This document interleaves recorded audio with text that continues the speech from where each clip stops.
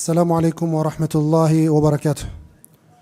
الحمد لله رب العالمين، وأصلي وأسلم على المبعوث رحمة للعالمين وقدوة للعاملين ومحجة للسالكين وحجة على العباد أجمعين.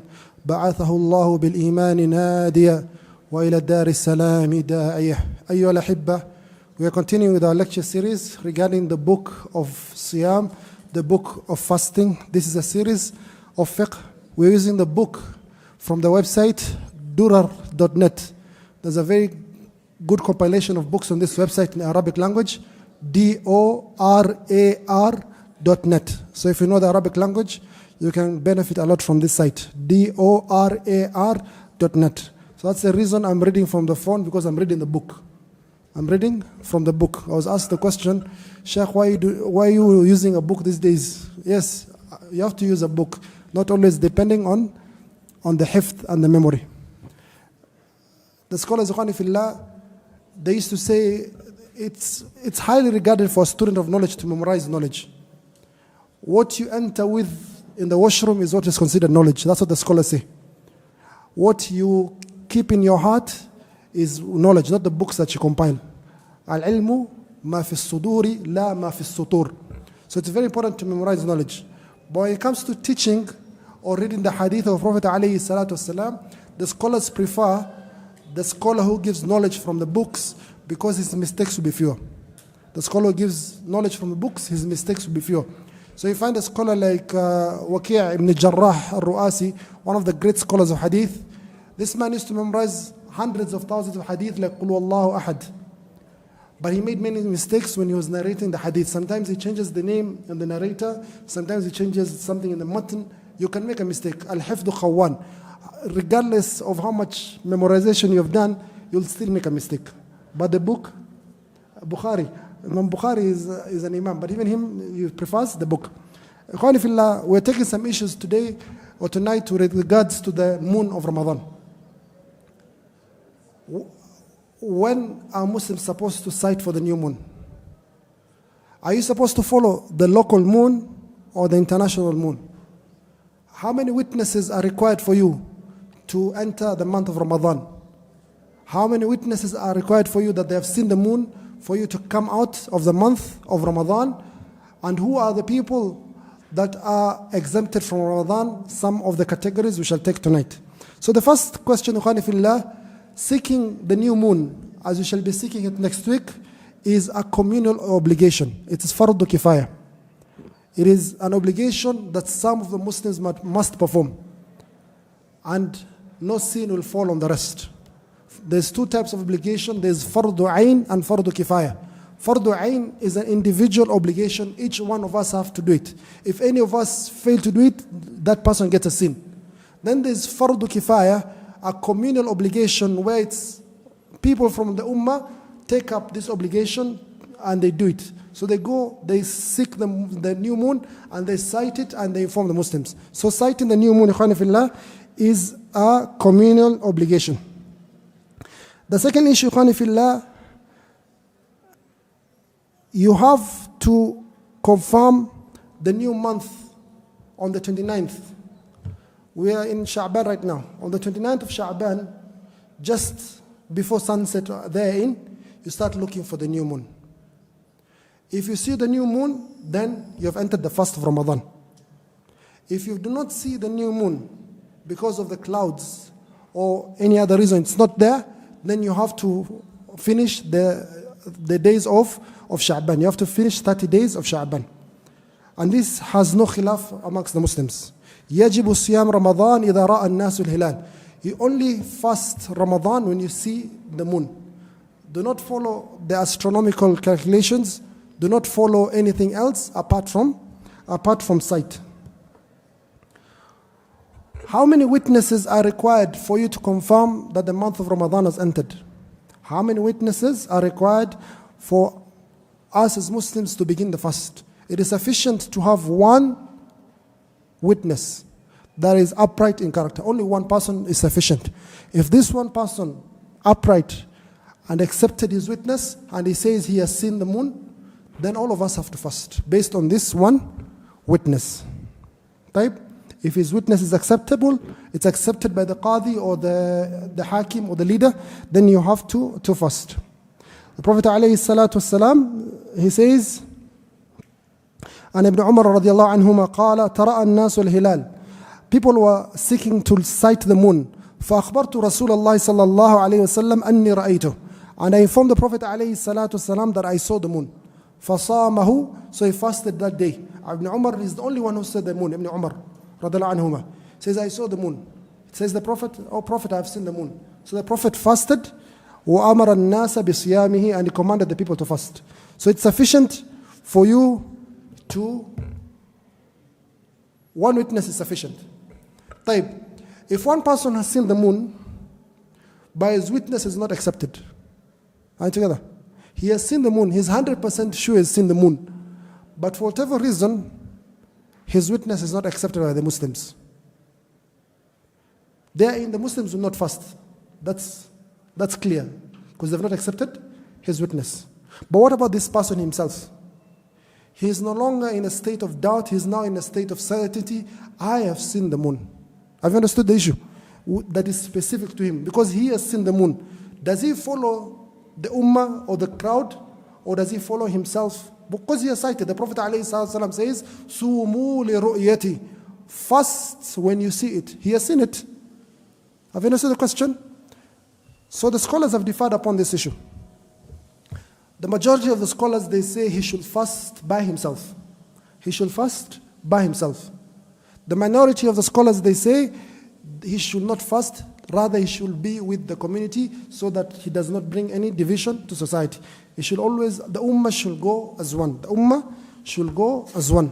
And this is a strong opinion, although it's a minority opinion, it is a strong opinion, and I believe it's the opinion of Ibn Taymiyyah and Ibn Baz, and Allah subhanahu wa ta'ala knows best. The Prophet ﷺ says, As-sawmu yawma tasumun. He says, the fast is the day you people are fasting. So you can't have individual groups of people, they have their own salah timings, their own som timings, their own hajj timings. It'll be anarchy. It'll be anarchy. Are you together? Let them make a mistake, but let us go together towards one direction, because ikhtilaf is worse than anything. طيب.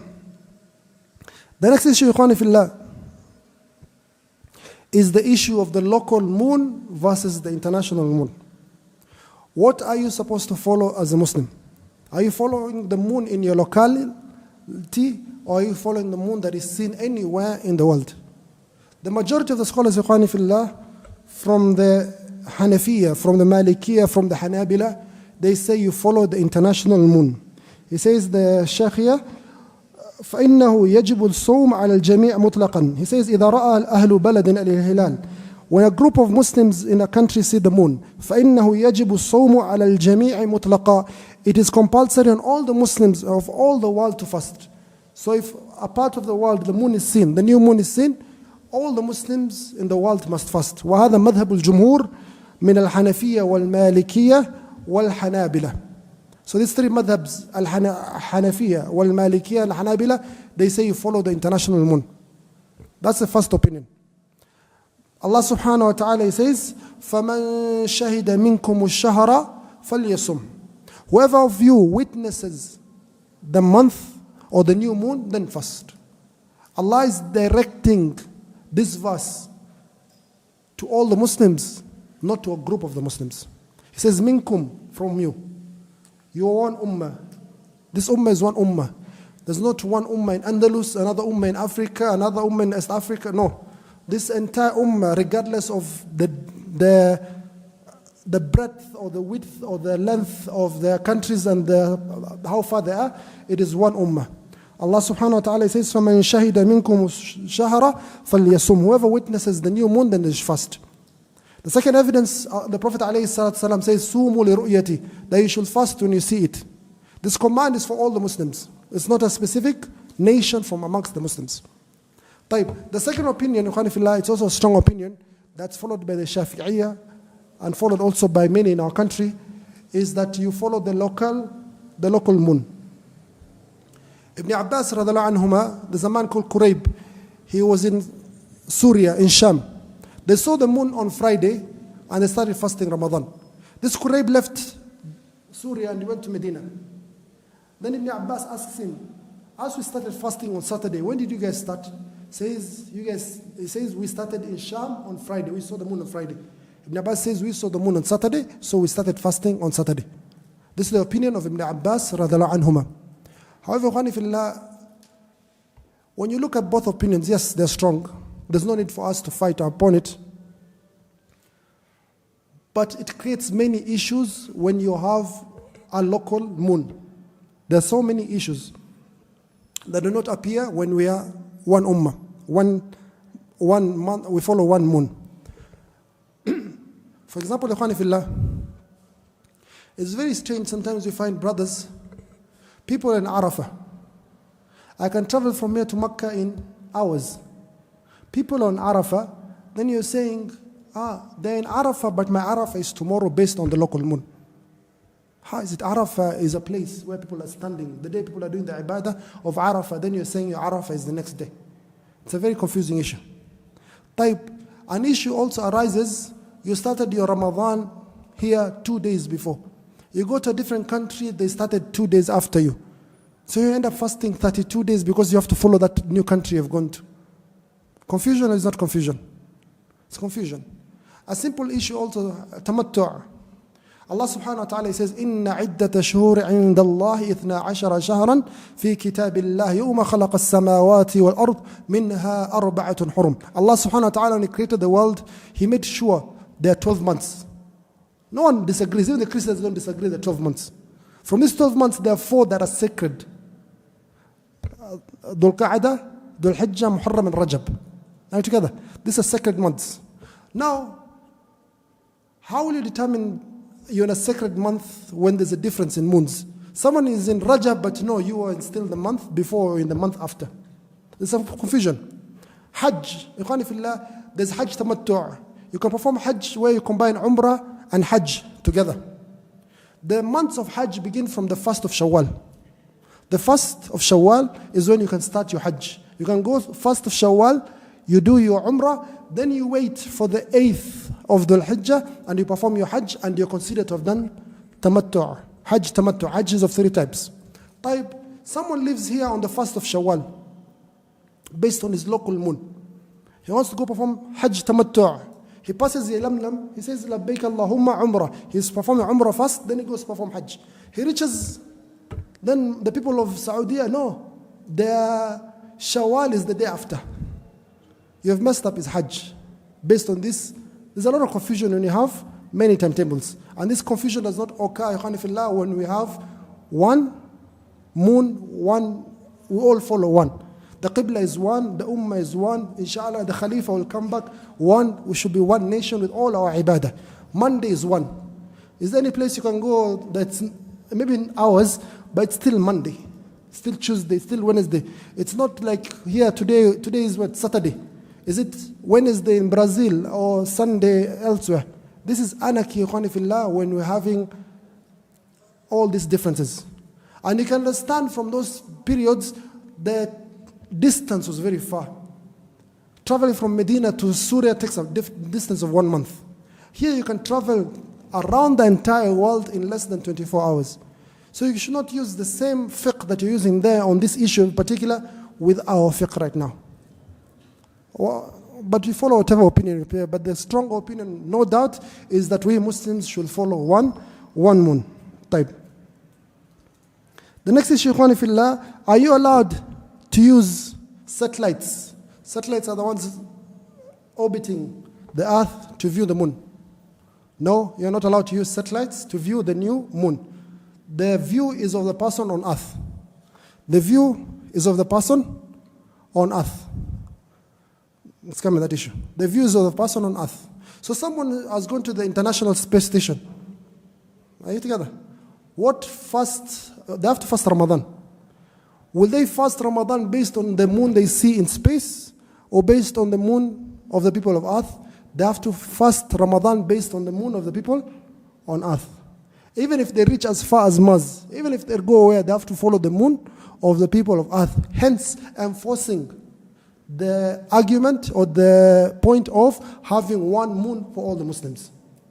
Are you together? So even if you go to Mars, like they're saying maybe in 20, 30 years, you have to follow the moon of the people of earth, everyone has to fast the same way. I don't know how you'll fast, how you'll pray towards the Qibla when you're in Mars, but that is stress for 30 years from now or 20 years when they reach there, I don't know. Type, are you allowed to use telescopes? Yes, you're allowed to use telescopes, binoculars, anything to search for the new moon. Also, in Kenya, we have that issue.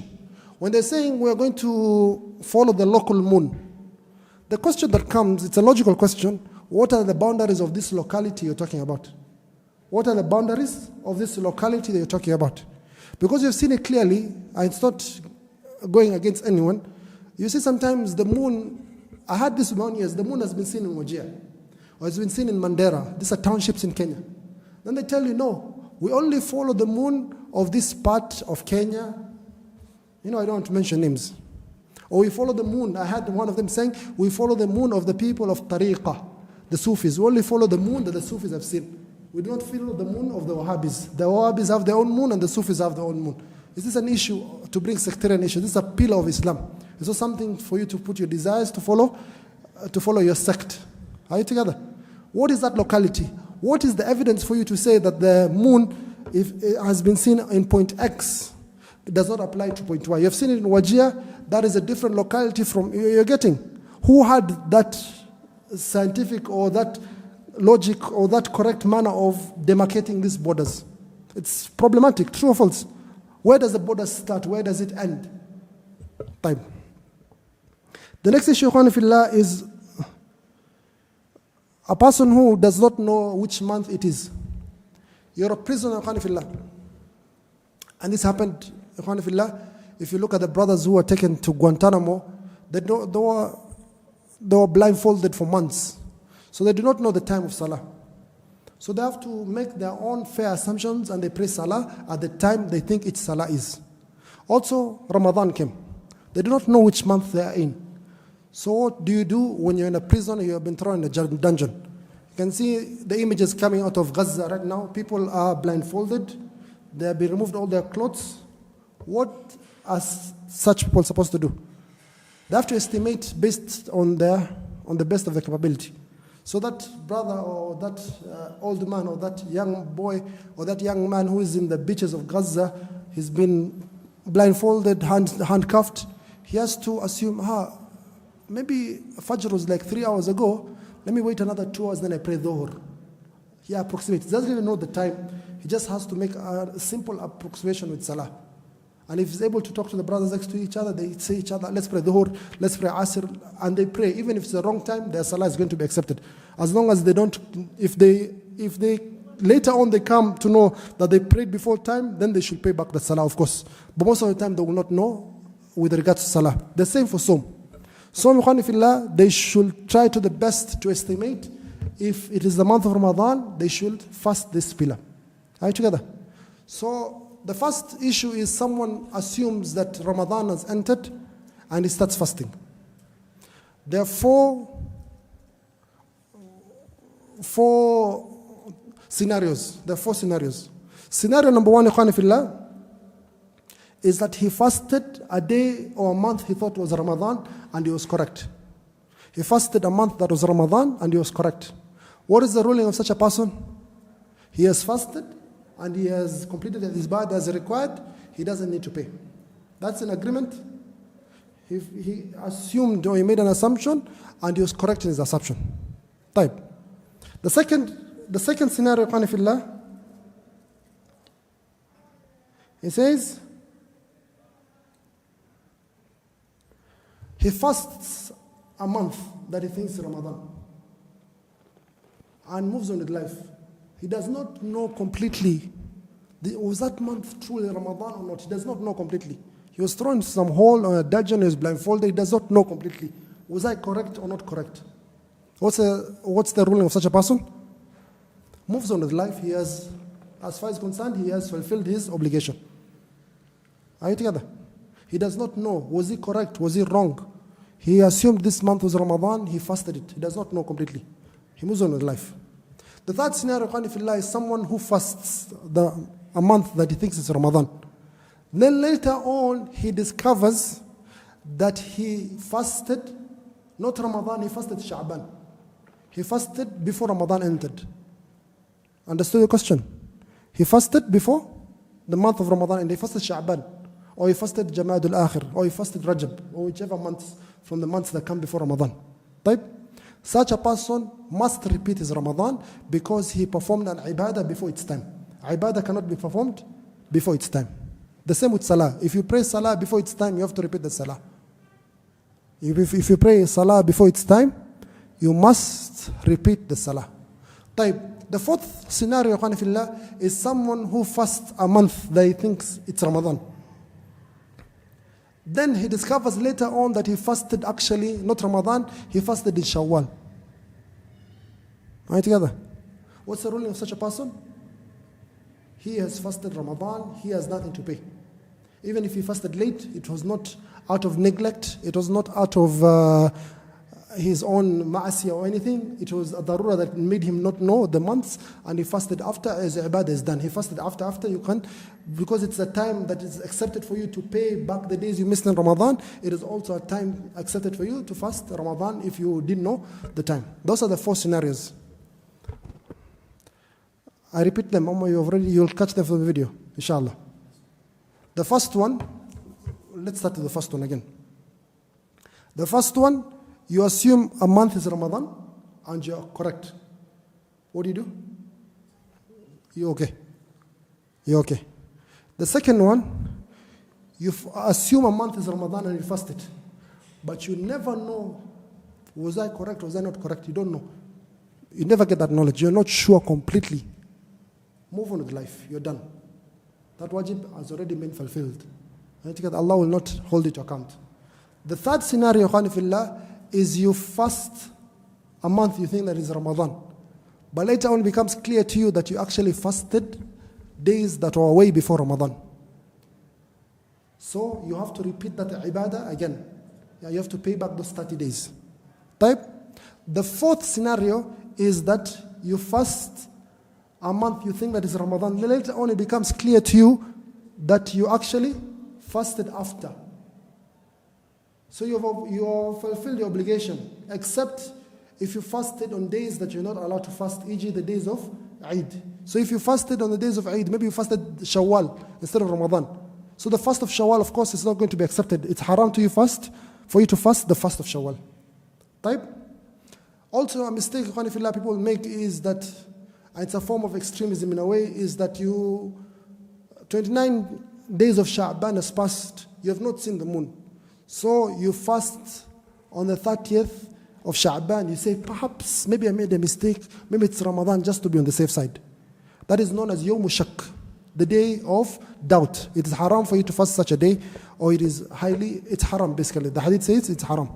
So let's just follow the ruling. You cannot fast on the day of Shak.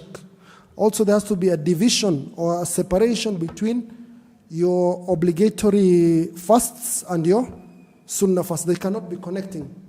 Obligatory fast of Ramadan cannot be connecting with the sunnah fasts in Sha'ban. The same way in Salah, you cannot pray Salatul Isha right now. Then the Imam says, Sa'alaikum, you already stand up and you start praying sunnah. No, you have to come with some dhikr, or you have to walk around, then you perform the sunnah. You cannot connect those two prayers. There has to be a small fasil, there has to be a small break in between. If you don't see the moon on the 29th, what do you do with Sha'ban? You finish 30 days of Sha'ban. Correct? This is known. If you don't see the moon on the 29th, you complete 30 days of Sha'ban. A month has how many days? 29, no? Or 30. And we Muslims, we follow, not only Muslims, every human being is supposed to follow the moon.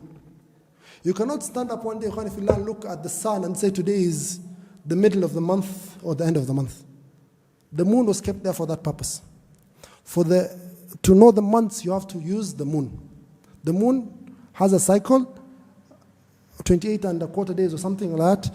So you have the new moon coming on the 29th or the 30th of the month. So the bid'ah or the innovation the Christians brought is changing the lunar calendar to the solar calendar. That is recommended for all of us Muslims to go back to our Hijri calendar. Like the issue we mentioned of you being 15 years of age or 40 years of age, or how old you are when you're going to ask for a bride.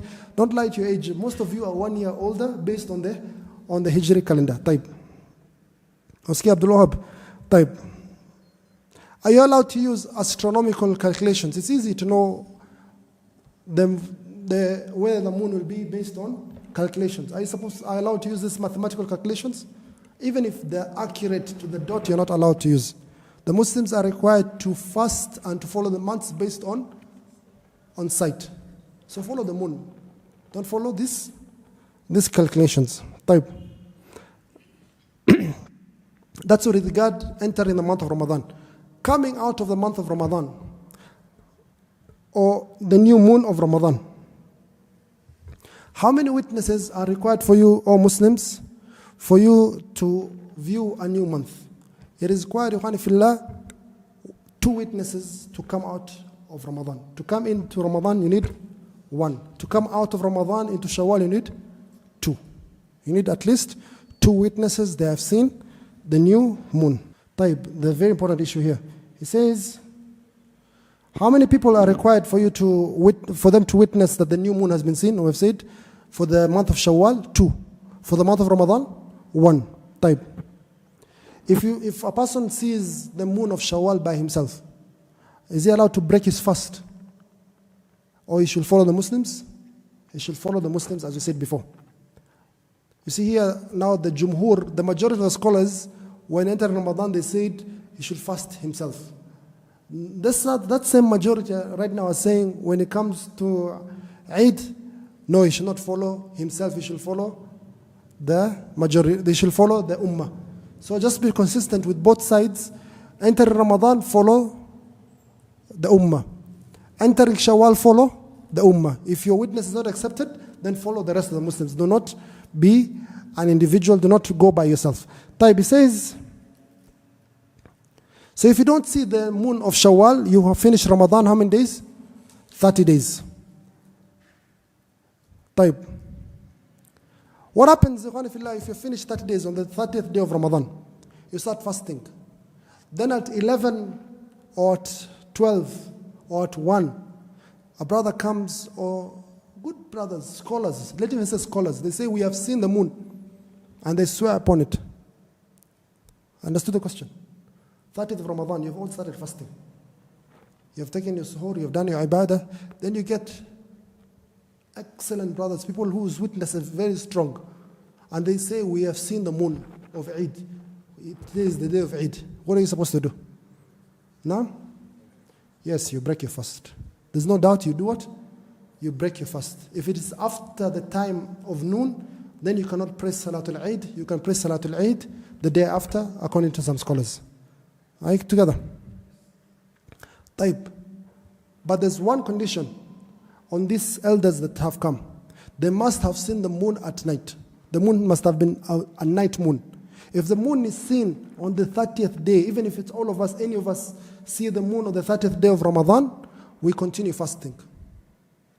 If we see the moon in the day, we see it at 11 a.m., the new moon, we continue fasting that day. Our Eid is the day after, because we follow the moon of the night. The new day or the new date in the Islamic calendar begins after Maghrib. It begins after Maghrib. Ikhwani fillah, there are some people who are allowed to break their fast and not fast the month of Ramadan. Amongst this are the people who are sick. Amongst this are the people who are traveling. And so on and so forth. What is the sickness that exempts you from Ramadan?